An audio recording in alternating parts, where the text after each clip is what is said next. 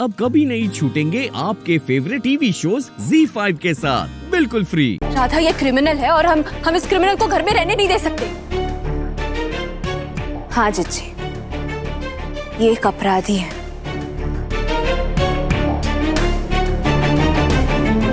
पर उससे भी पहले ये एक माँ है जिन्होंने आज अपनी बच्ची को खोया है, और ये दर्द ना बहुत गहरा होता है। माना कि इन्होंने हमारे साथ बहुत बुरा किया है, पर इसका ये मतलब तो नहीं कि हम भी इनके साथ बुरा करेंगे। हत्या दामिनी ने की थी, बड़ी काकी जी ने नहीं।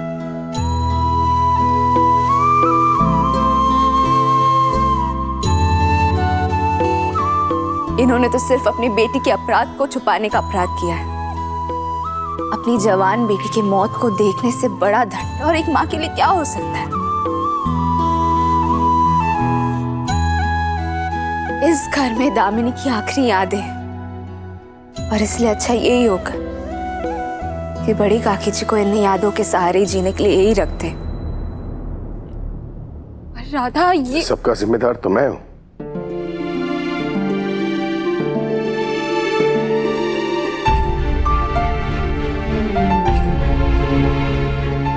किसी को सजा मिलनी चाहिए तो मैं हूं। हाँ राधा, ये सब मेरी वजह से तो हुआ है। मुझे दामिनी से वो सगाई नहीं करनी चाहिए थी।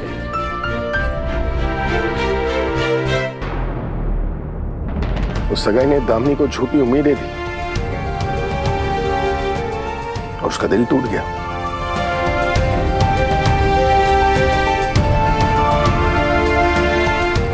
मासी सही तो कह रही है ना, दामिनी का असली गुनहगार तो मैं हूं। नहीं मोहन जी, ये आप कैसी बातें कर रहे हैं? आप ना ही किसी के अपराधी हैं और ना ही आपको किसी बात की ग्लानि होनी चाहिए। दामिनी से आपने सगाई तोड़ी थी, और ये बात भी तो आपने उसे स्पष्ट कर दी थी ना कि आप उससे प्रेम नहीं करते। अब ये तो उसकी गलती थी कि वो ये बात समझ नहीं पाई।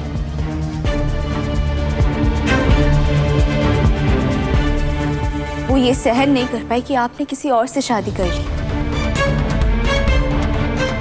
उसके बाद उसने जो कुछ भी किया वो उसकी सनक थी। उसकी मौत की जिम्मेदार वो खुद ही है, आप नहीं।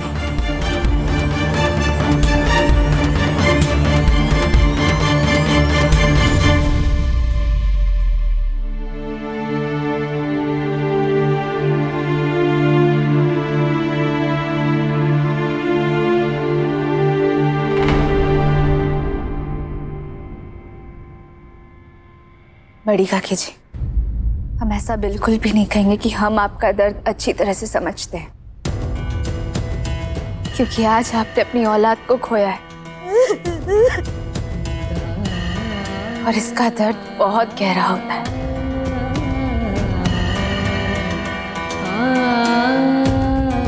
हम सिर्फ बाकी बिहारी जी से यही प्रार्थना करेंगे कि ऐसा दर्द किसी को भी ना दे। हमारी पूरी सहानुभूति आपके साथ है बड़ी काकी जी।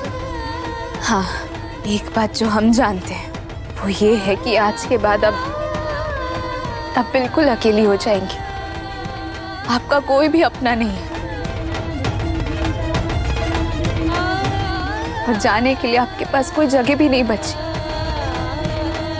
पर बड़ी काकी जी, आप यहाँ इस घर में आराम से रह सकती हैं। किसी को भी कोई भी आपत्ति नहीं होगी। और एक और बात स्पष्ट कर देते हैं, अपराधी आपकी बेटी थी।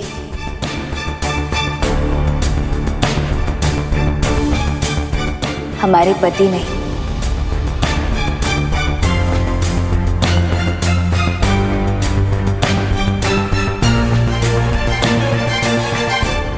इसीलिए आज के बाद कभी भी हमारे पति पर कोई भी दोष मत डालिएगा।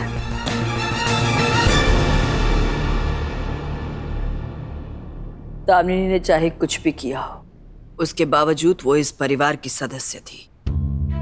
पूरे विधि विधान के साथ दामिनी का अंतिम संस्कार किया जाएगा।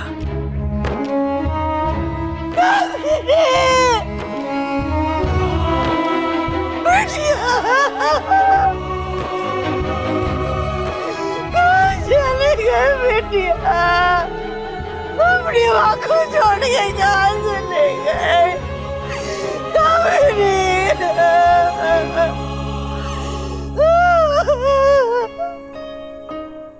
मोहन जी, आप कमरे में चलिए, आपको बहुत चोटें लगी, आपको आराम की जरूरत है।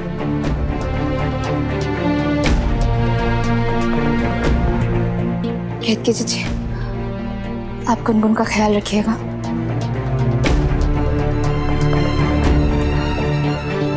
चलिए मोहन जी।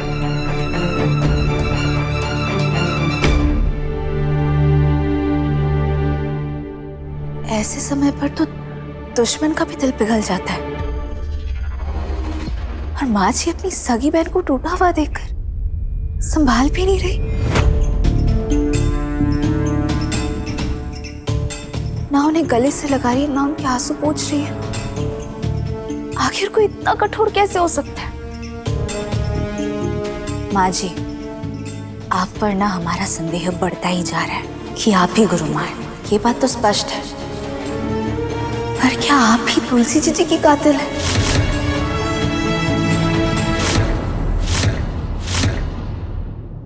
मुझे तुम्हें एक बहुत जरूरी बात बतानी थी।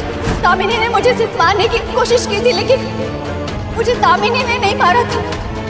मोहन और गुनगुन की जान अभी भी खतरे में। उनका सबसे बड़ा दुश्मन अभी भी जिंदा है राधा। हमें तुलसी जी की खूनी तक जल्द से जल्द पहुंचना ही होगा। हेलो हेलो, शेखर भैया, आपको आवाज आ रही है? हाँ शेखर भैया, हम कह रहे थे कि वो सब्बल ना हमारे पास ही है, और क्या हम उस सब्बल को उस जांच के लिए भेज सकते हैं? अरे वो जांच, हाँ, फॉरेंसिक जांच के लिए भेजना चाहते हैं, क्योंकि हम इस सब्बल के पीछे की कहानी जानना चाहते हैं।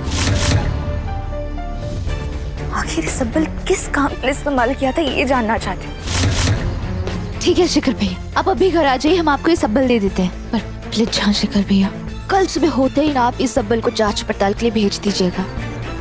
और बात शेखर भैया, ये बात ना आपके और हमारे बीच ही रहनी चाहिए। किसी और को सब्बल के बारे में कुछ भी नहीं पता लगना चाहिए। ठीक है शेखर भैया, रखते हैं।